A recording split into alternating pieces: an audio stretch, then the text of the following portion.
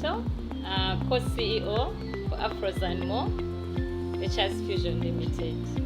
Once again, I welcome you, RA, to our space. You're very welcome. I would just like to share a little bit of my experience with the psychology of URA. I think the first time URA visited us, it was, I believe, in 2018, and we were starting the road to compliance. But then before, we started from a place of passion, and I just want to let you know that most of us begin our businesses from a place of passion, you know. So I think tax is the last thing you want to know, and of course there's a lot of terror around tax. And so I think a team comes from URA on compliance. And to tell you the truth, we were scattered, we were scared, there was horror. I think we got calls left, right, and center about what was going to happen to us. Because I think a couple of people knew us, because URA people actually, most of them were our customers. So, you know, they let us know that actually we don't have time. And that time was the hardest. But after that, the team that took us to compliance, we started forging a relationship with them. And along the years, some of them have been very helpful. I'd like to remember Nalongo Businje. I think she was the lead for our compliance journey. She was the lead investigator for our compliance journey. She has been very helpful. We had to establish a relationship with URA, and then along the way she started explaining. And then I'd also not forget Madame Juba Juliet. I think at a point when I didn't know whether we had to pay for our commission workers, what was the difference between payee, withholding tax, and then she had to, take us through and explain to us. We have moved in that state for some time until I visited Boulevard.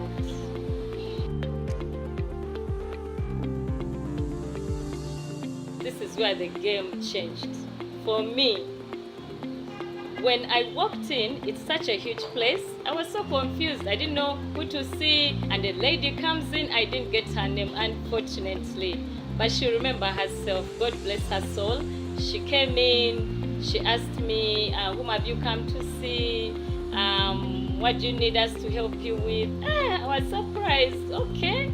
Because I didn't have to. I did not see it, actually. She just walked to me. And then she took me to the reception place. Agnes worked on me. I remember Agnes. Agnes was so kind because I had not filled my form so well. Agnes was extremely kind. I told my neighbor, have you noticed something different? You guys are warm. I mean, like, this is a bit new. And so Agnes told me, no, but this is how we should be. And so she served me so well. Some of us actually don't even know how to get into those spaces. Like the portals, we don't know so much. We see the portals, but somehow you think it's still also a ball game. And then the IFRIS, I think that was Olivia from IFRIS, she reached out to me. She said, I've been looking at your ledger. I think there's something that we must work out. I was coming to your office, but now that since you're here, please come to my desk and we go through your ledger. I went and she opened my ledger, and of course we had some returns that had not been done well, and also some returns that had not been paid. But then we had this backlog. And so I told her, how do we manage this? This was 30th of June. I said, I cannot pay all this money, but how do we manage this?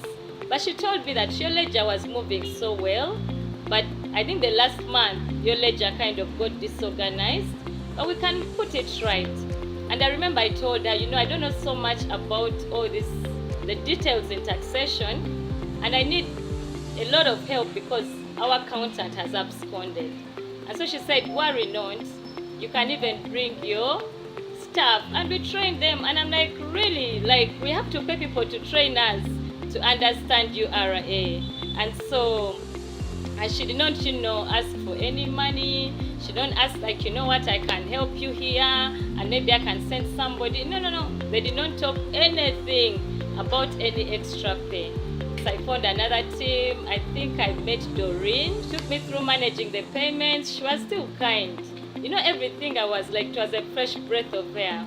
I think she was expecting also. I remember she was expecting Doreen.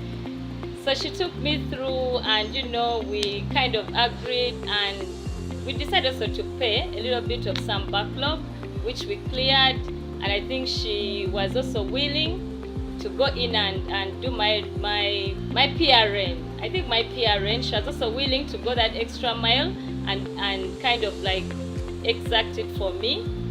And then we went through that. A couple of days later, Innocent and Seth gave me a call.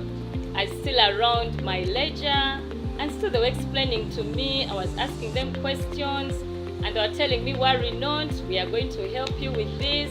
When actually I really needed a lot of help, URA was there for me. And that was a time I thought I was going to get into trouble. And they were there to help me when my business needed a lot of help under a certain angle of confusion. And I think for me that touched my heart so much.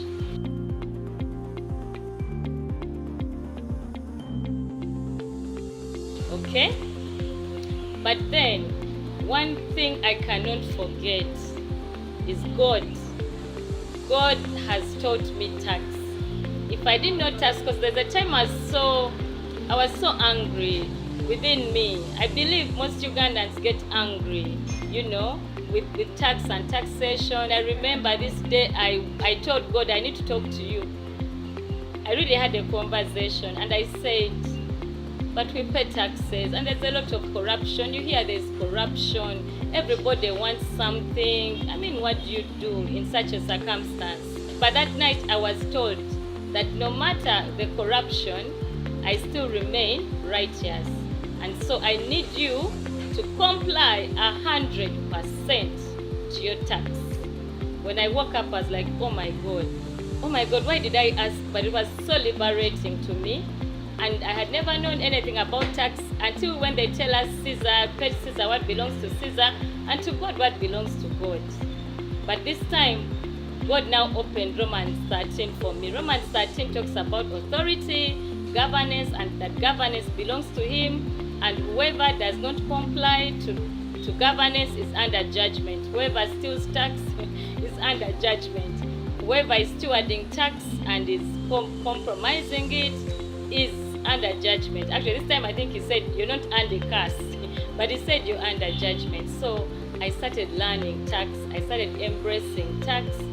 We have become 100% compliant. But in most cases where we don't understand, now we know that we can walk into the doors of URA and we shall be helped without any intimidation. And I said, I thank you, Lord, because when we do the right thing, then help comes our way. I think one thing that I have learned after God teaching me tax and tax compliancy, I came to realize that indeed government belongs to God, as He says in Romans 13. Taxes belong to God, and I believe He's very interested to uplift our economy if we can all be compliant. But of course, relationship, I guess, what I'm talking about is paramount. And I believe then our motto for God and my country will indeed come to play and come to manifest. Thank you so much.